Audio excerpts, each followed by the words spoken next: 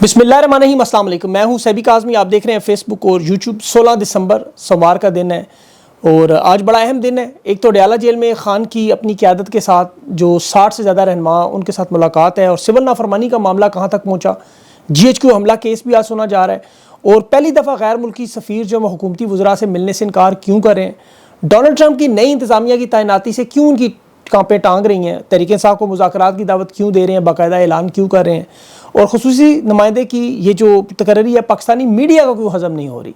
इस वक्त सबकी नज़रें एक्स पर हैं, ट्विटर पर हैं। ख़तरनाक ट्वीट जो आने वाली और इंटरनेट के ख़िलाफ़ नई कानून साजी भी आज करनी है। सोशल मीडिया दोबारा बंद करने की वारदात है और तहरीक इंसाफ की एक बड़ी शख्सियत मुराद सईद के मंजर-ए-आम पर आने की खबरें हैं जो दुरुस्त साबित नहीं हुई अभी तक।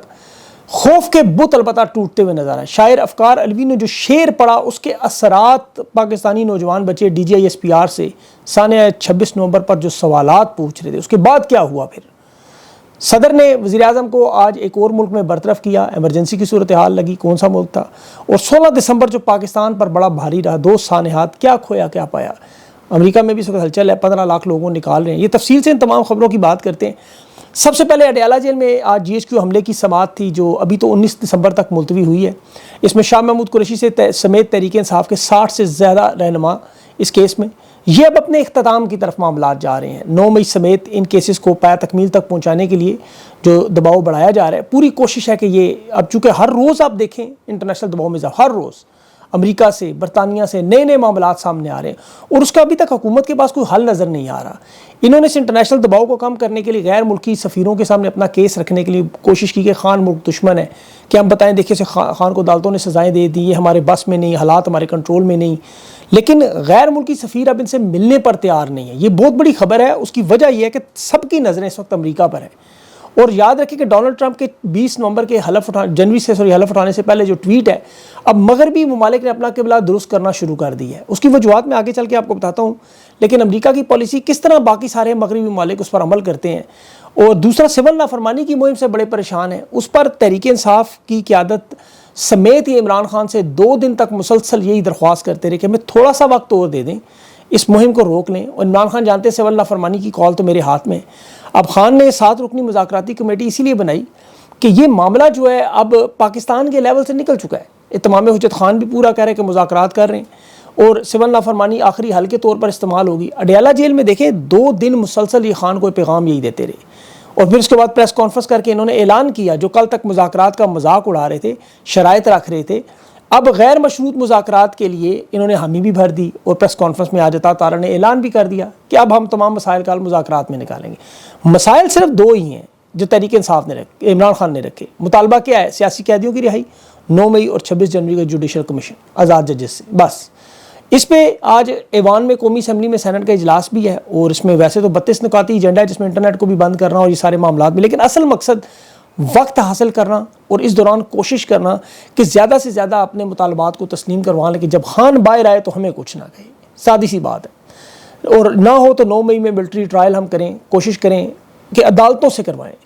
और इसमें देखें ना, डोनाल्ड ट्रंप के केसेस का पता है कि जिस तरह वो केसेस उड़े बल्कि हरजाना अदा किया गया। इन्हें लगता है कि इमरान खान को भी फिर आने वाले महीनों में, साल में हरजाना अदा करना पड़ेगा। ये जनरल फैज़ वाला मामला जो है उसमें देखें अभी इन्होंने नेवी के जज बाबर सत्तार की अदालत ने 5 अफसरान जो 2014 में बहरिया के डॉकयार्ड पर जो बहरी जहाज़ था PNS जुल्फ़कार हाईजैक करके बहरी जहाज़ अमरीकी को निशाना बनाने का इल्ज़ाम था, उसमें 5 अफसरान को सज़ाए मौत दी हुई थी। इस्लामाबाद हाई कोर्ट ने जून में उस पर अमल दरामद रोका हुआ था कि फेयर ट्रायल नहीं दिया जा रहा, मुलज़मात को दस्तावेज़ात नहीं दी गई, उनको ना फैसले की कापी दी गई, ना इंक्वायरी रिपोर्ट दी गई। बहरिया के अफसरान का मौक़िफ़ था जी ये कौमी सलामती का मामला, रिकॉर्ड नहीं दे सकते। लेकिन आज बाबर सत्तार ने फैसला किया कि नई कापियाँ फ़ौरन फराहम करें और ये जो सज़ाए मौत का फैसला है उसे भी उन्होंने अभी उसको हुक्म इम्तना हटा दिया। तो ये दबाव बढ़ाने के लिए कोशिश है कि अमेरिका के सामने ये मामला रखेंगे। देखें, आपकी आप दोस्त को निशाना बनाने की कोशिश थी, हमने इन 5 लोगों को सज़ाए मौत दी। अब ये बड़ा सादा सा मामला है, लेकिन इन्हें ये समझ नहीं आ रही कि ओवरसीज़ पाकिस्तानी जिस तरह ये केस इमरान खान का, इंसानी हकूक़ का, जमहूरियत का अमेरिका बरतानिया में पेश कर रहे हैं और आम हालात में अमेरिका और ये लोग इतनी तवज्जो ना देते, लेकिन इसमें चूँकि इल्ज़ामात बराह रास्त मगरब पर लग रहे हैं, मैं आपको उसकी वजह बताता हूँ, और अमेरिका पर लग रहे हैं। इस वजह से पार्लियामेंटेरियन की दिलचस्पी उनकी मजबूरी बन चुकी है। और क्यों वो इतने मजबूर हैं कि ख़त लिख रहे हैं, करारदादें पेश कर रहे हैं, वो मैं आपको आगे चल के बताता हूँ। अभी बरतानिया की ल्यूटन नॉर्थ से जो मेंबर है सारा ओवन, उसने अभी پاکستانی کمیونٹی کے ساتھ ملاقاتیں بھی کیں، اور پھر اس کے وزیر خارجہ ڈیوڈ لیمی کو ایک اور خط لکھ دیا۔ خط 4 دسمبر کو تھا، منظر عام پر اب آیا۔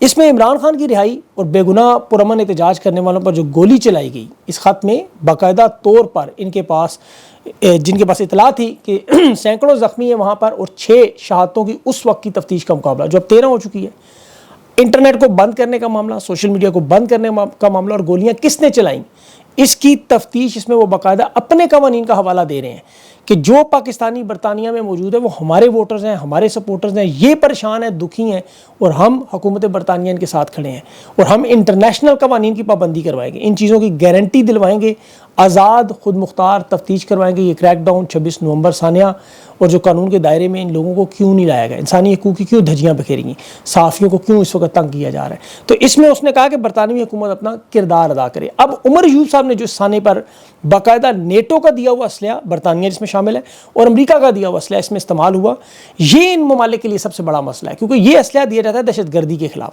ٹیکس کے وہاں جو لوگ ہیں پیئر وہ پیسے دیتے ہیں، اب اس پہ وہ اپنی حکومت کو کٹہرے میں کھڑا کر سکتے ہیں کہ آپ کے دیے ہوئے پیسے کی وجہ سے وہاں بے گناہ لوگ مارے گئے۔ تو یہ جو خطوط اسی لیے لکھے جا رہے ہیں، جو نئی اسٹیبلشمنٹ ہے امریکہ کی، وہ بھی ڈونلڈ ٹرمپ کی رجیم چینج آپریشن یا دوسرے ممالک میں مداخلت یا جمہوریت ڈسمینٹل کرنا، سازشیں ان کے اوپر لگی ہیں حکومتیں گرانے کی پوری دنیا میں، وہ اسے دھونا چاہتے ہیں۔ رچرڈ گرینل کے جو پارلیمنٹیرین کے خطوط ہیں یا قراردادیں ہیں یا اس کی ٹویٹس ہیں، یہ اپنی صفائی میں دے رہے ہیں کہ ہم اس میں شامل نہیں ہیں، اور جو اس میں شامل ہے ہم اسے کٹہرے میں کھڑا کریں گے، انصاف پہ لے کر آئیں گے، کیونکہ انہیں پتہ ہے کہ یہ شہباز شریف اور محسن نقوی کی اتنی اوقات تو نہیں کہ وہ اتنے بڑے آپریشن کریں۔ اب جو تحریک انصاف کے عمر ایوب نے جو اسلحے کی بات کی اور پوری تفصیل سے کی، یہ جو تمام معلومات ان کے پاس انسائڈر نیوز ہے، پھر ڈراپ سائٹ نیوز ہے، امریکی اداروں نے کنفرم کیا، الجزیرہ کی رپورٹس آئیں، شہادتوں کے بارے میں پوسٹ مارٹم کی رپورٹ ہے انٹرنیشنل اداروں کی طرف سے، عینی شاہدین کی طرف سے، تو یہ آپریشن باقاعدہ طور پر اب انہیں پتہ چل چکا ہے سویلین حکومت نے نہیں کیا، یہ سب سے بڑا معاملہ ہے۔ اب 25 نومبر کا جو پلان تھا اس میں آپ کو پتہ ہے 128 لوگ اسلام آباد پولیس کے اسی لیے اس میں شامل بھی نہیں ہوئے، ان کے خلاف انہوں نے محکمانہ کارروائی شروع کر دی، اور یہ وہی منصوبہ ہے جس طرح 1971 میں آپ کو یاد ہو جو منصوبہ 1962 میں بنا تھا جنرل ایوب کی طرف سے، ذوالفقار علی بھٹو استعمال ہوا، آج اسی طرح شہباز شریف استعمال ہو گیا۔ اب یہ جو حالات بن چکے ہیں، قوم سوچتی ہے کہ یہ 20 جنوری کے بعد کیا ہوگا ایسا کہ حکومت و دعوے کری ہم دباؤ برداشت کریں گے، خان کو سزائیں بھی یہ دیں گے، اور اگر یہ نہیں تسلیم کریں گے تو کیا ہوگا، ڈونلڈ ٹرمپ حلم اٹھا لے گا، نئی حکومت بن جائے گی تو کیا ہوگا۔ دیکھیں اس میں سب سے پہلے تو ڈونلڈ ٹرمپ کی ایک ٹویٹ ہے، ہو سکتا ہے وہ ٹویٹ خود بھی نہ آئے، اس کی ایڈمنسٹریشن کی طرف سے ٹویٹ آئے، یہ ٹویٹ 20 جنوری کے بعد۔ اچھا یہ ذہن میں رکھیں کہ جو سیاستدان عہدہ اٹھانے سے پہلے جو ٹویٹ یا بیانات یا رائے کا اظہار کرتے ہیں اور عہدہ اٹھانے کے بعد جو بیانات ان میں زمین آسمان کا فرق ہے۔ رچرڈ گرینل کی جو آپ نے ٹویٹس خان کی رہائی کی یا حلف اٹھانے سے پہلے دیکھی ہیں، یہ جو یہ درخواستیں، یہ ایک رائے ہے۔ 20 جنوری حلف اٹھانے کے بعد سرکاری سطح پر جب عہدہ سنبھالنے یہ لوگ، تو پھر یہ ریاست کا حکم بنتا ہے، حکومت کا دوسری حکومت کو، جسے نہ ماننے کے بعد کیا ہوتا ہے، اس رجیم پر پابندیاں لگتی ہیں، جیسے ایران شمالی کوریا پر لگی، اس میں پھر IMF، ورلڈ بینک اور امریکہ کے جتنے بھی ادارے ہیں وہ قرض دینے سے انکار کرتے ہیں۔ انسانی حقوق کے حوالے سے جو 26 نومبر کو قتل عام ہوا، جمہوریت پہ قدغن لگی، الیکشن چوری ہوا، 2 نمبر حکومت بنی، اور یہ ذہن میں رکھے کہ امریکہ میں اس پر 368 ممبران کی قراردادیں موجود ہیں، کوئی نیا کام نہیں ہوگا۔ یہ الیکشن چوری کرنے کا معاملہ جو رجیم چینج کے موجودہ لوگ ہیں ان پر الزامات موجود ہیں، ان کے داخلے بند اور ان کے اثاثے جو بہت بڑی تعداد میں، اور یہ یاد رکھیں کہ خلاف جو قانونی کارروائی ہے وہ جو ہی امریکہ سے کارروائی شروع ہو اس کا پھر اثر یورپ میں، برطانیہ میں، ان تمام ممالک میں نیٹو کے، وہ سب کے سب اپنی پالیسی پہ نہیں، ان کی اپنی بلکہ کوئی خارجہ پالیسی ہے ہی نہیں، وہ پالیسی امریکہ کی دیکھتے ہیں وہ چلتی ہے۔ اسی طرح جب بائیڈن نے دیکھیں جو رجیم چینج آپریشن خان کے خلاف، وہ پوری دنیا میں خاموشی ہو گئی۔ اب ان کے داخلے پر پابندی، ان کے اثاثوں کی کارروائیاں وہ بائیڈن نے نہیں ہونے دیں، یہ اب پوری دنیا میں ہوں گی۔ جو فوجی امداد ملتی ہے، جو عالمی حمایت ملتی ہے، وہ مکمل طور پہ ختم۔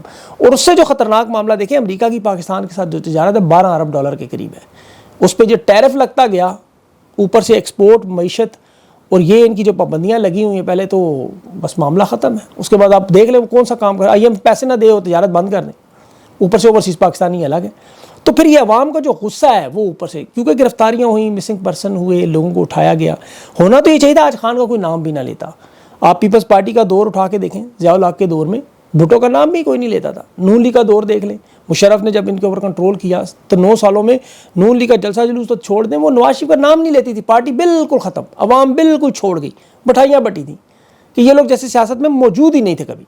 آج پاکستان میں آپ دیکھیں خان کے علاوہ باخدا آپ کو کوئی اور نام نظر آتا ہے مجھے بتائیں. یہ ان کی ہار ہے کہ لوگ اغوا بھی ہوئے, لوگ جیلوں میں بھی گئے, لوگ مسنگ بھی ہوئے, لوگوں نے شہادتیں بھی دے دیں. یہ آخری درجہ اس بربریت کے بعد کہ لاشیں بھی وصول نہیں ہوئی. لوگوں کو تو ڈر جانا چاہیے یہ معاملہ بالکل شماری کو ختم ہو جائے, لیکن ایسا نہیں ہوا. افکار علوی نے ایک شعر پڑھا, صرف ایک شعر, تو پتہ چل گیا قوم میں کیا مقبول ہے اور کیا قابل قبول ہے. یہ باشعور قوم ہے. اب خوف واقعی نہیں ہے. دیکھیں وقتی طور پہ ڈرتے ہیں, لیکن جو ہی جرت دروازے پہ دستک دیتی ہے خوف پھر بھاگ جاتا ہے. افکار علوی کی وہ ویڈیو آپ نے دیکھی, مرشد کی نظر میں اس نے شعر جو دوبارہ پڑھا کہ مرشد ہماری فوج کیا لڑتی حریف سے, مرشد اسے تو ہم سے ہی فرصت نہ ملی. یہ شعر عام حالات میں ایک شعر ہے, لیکن فسطائیت کے دنوں میں ایک ٹویٹ, ایک لائن, ایک شعر پورے کا پورا منظرنامہ بدلتا ہے. میں آپ اس کی دلیل اور مثال دیتا ہوں.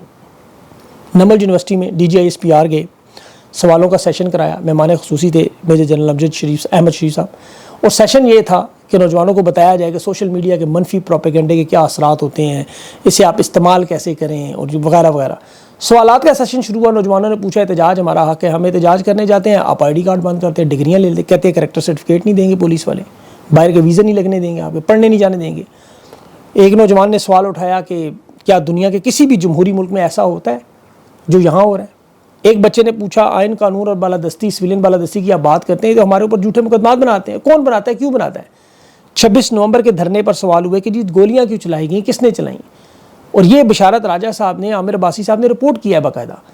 اس سیشن کے پھر ناخوشگوار مراحل شروع ہوئے, سیشن ختم اچھا نہیں ہوا.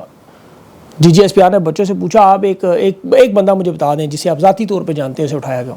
اس طالب علم نے کہا جی میں جانتا ہوں ذاتی طور پہ, معلومات دینے کو تیار ہوں. تو پھر اب جواب نہیں تھا, انہوں نے کہا جی آپ کی عمر کم ہے, آپ کو تاریخ کا پتہ ہی نہیں. ان نوجوانوں کو واقعی تاریخ کا نہیں پتا تھا, اس میں تو کوئی دو رائے ہے ہی نہیں. یہ تو ساری زندگی یہی پڑھتے رہے بنگالی غدار ہیں, انہیں پتہ ہی نہیں تھا وہ بیچارے غدار نہیں ہیں, شیخ مجیب غدار نہیں, انہیں پتہ ہی نہیں تھا. پاکستان توڑنے کا منصوبہ 1971 میں بنا ہی نہیں, 1962 میں بنا, اور وہ سیاستدانوں نے نہیں بنایا, اس وقت کی فوجی قیادت نے بنایا. ان بچوں کو تو پتہ ہی نہیں تھا. ان کو تو یہ نہیں پتا تھا ثانیہ جلیانوالہ میں جنرل ڈائر کون تھا. انہیں نہیں پتا تھا کہ بنگلہ دیش میں خواتین کے ساتھ 16 دسمبر کیا ہوتا رہا. بنگلہ دیش کی یونیورسٹیوں میں ان کے دانشوروں کے ساتھ, ان کے شاعروں کے ساتھ, اساتذہ کے ساتھ, ان عوامی لیگ کے کارکنوں کے ساتھ ظلم و ستم کیا ہوتا رہا. ان بچوں نے تو ملٹری سرنڈر, وہ ڈھاکہ کا 93,000 فوجیوں کا نہ دیکھا نہ سنا, ان کو پتہ ہی نہیں تھا. جنرل یحییٰ کی بڑکیں نے سنی ہی نہیں تھی, نہ ہتھیار ڈالنے سنے تھے. یہ 10 20 25 سال عمر ہے ان کی, زیادہ سے زیادہ 77 سال کی تاریخ میں کیسے پتہ ہو کہ قائد اعظم کا قتل ہوا, لیاقت علی خان کا ہوا, ذوالفقار علی بھٹو کی پھانسی کے محرکات کیا تھے, ایوب خان کا مارشل لا انہیں نہیں پتا تھا, جنرل یحییٰ کی عیاشیوں کا انہیں نہیں پتا تھا, نور جہاں سے آخری وقت میں ملک ٹوٹتے ہوئے گانوں کی فرمائشوں کا نہیں پتا تھا, جنرل رانی, ترانہ, نغمہ, شبنم, یہ مجیب الرحمان شامی جیسے لوگ اب تو نہیں بتاتے. یہ پہلے جو اینٹی اسٹیبلشمنٹ ہوا کرتے تھے سارے جھاگ کی طرح بیٹھ گئے. تو ان بچوں کو کیسے پتا چلے؟ ان بچوں کو تو ابھی حالیہ دنوں میں APS ثانے کا نہیں پتا تھا کہ APS ثانے کا جو اصل کردار احسان اللہ احسان, اسے کس نے فرار کروایا, اور وہ کون تھا جو وہاں غمزدہ ماؤں کو کہتا تھا کہ بچے اور پیدا کر لینا. وہ کون نہیں جو بچوں کو بلوچستان کے حالات کا نہیں پتہ لگنے دیتے تھے, وزیرستان میں نہیں جو ہو رہا پتہ چلتا تھا, تیل کی سمگلنگ سے دلیے سیمنٹ پراپرٹی کاروبار کا ان کو نہیں پتا تھا. یہ تو اپنی دنیا میں مگن تھے. اچانک نظریہ خان آیا, شعور آیا, انہیں پتہ چلا, انہیں تاریخ سمجھ آئی.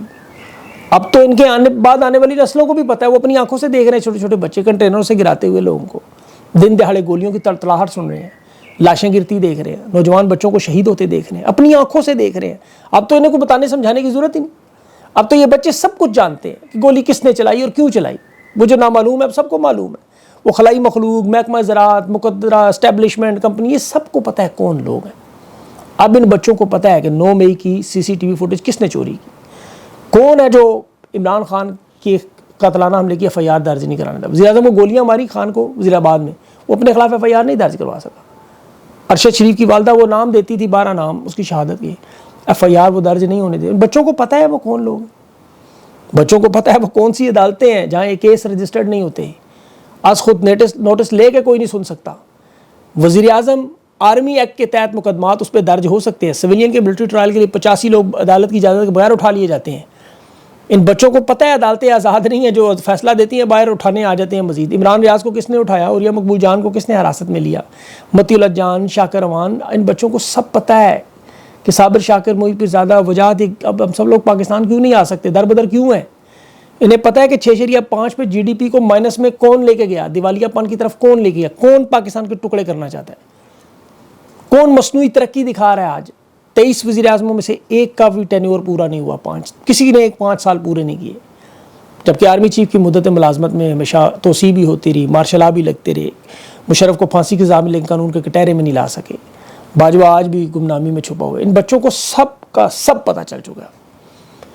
یہ جس حال میں ہم دیکھ رہے ہیں نا کہ ابھی یہ جو چور اور ڈاکو اور لٹیرے، یہ مریم نواز کا دورہ ہے چین دیکھ رہے ہیں بچے، ٹک ٹاک کی سہیلیوں کا گھومنا پھرنا، مچھلیاں دیکھنا، پرچی سے 13 کٹ لگا کے خان کی ویڈیو کی نقل پیش کرنا، چھوٹے درجے کے اہلکاروں کے ساتھ وہاں چین میں ملاقاتیں کرنا اور دعوے کرنا جی کینسر کی ٹریٹمنٹ لا رہے ہیں، ٹوچا گروپ جو ان کا بیٹھا ہوا ہے وہاں، وہ پی ٹی وی پر، وہ ان سے یہ باتیں، مجھے تو خطرہ تھا وہ یہ نہ کہہ دیں کہ مریم کو یہ چین کو سکھانے گئی تھی، ویسے یہ سکھا تو بہت کچھ سکتی نہیں کہ کرپشن، جائز کرپشن کیسے کی جاتی ہے، کیلیبری فونٹ کیسے ایجاد کیا جاتا ہے، قطر سے خط کیسے منگوایا جاتا ہے، دنیا میں کوئی جائیداد نہ ہونے کے باوجود 5 بر اعظموں کی جائیداد کیسے بنائی جاتی ہے، چھوٹی کیسے کرواتے ہیں سرجری، چھوٹی چھوٹی سرجری کیسے کرواتے ہیں، ایک پارٹی کے عہدیدار کو فوجی جہازوں میں کیسے سفر کیا جا سکتا ہے، پوری کی پوری حکومت غریب ملک کے مطلب ہمارے لفڑے اترے ہوئے ہیں، لیکن دنیا کے ملکوں میں ایئر فورس ون گھوم پھرا رہا ہے ٹیکسی کی طرح۔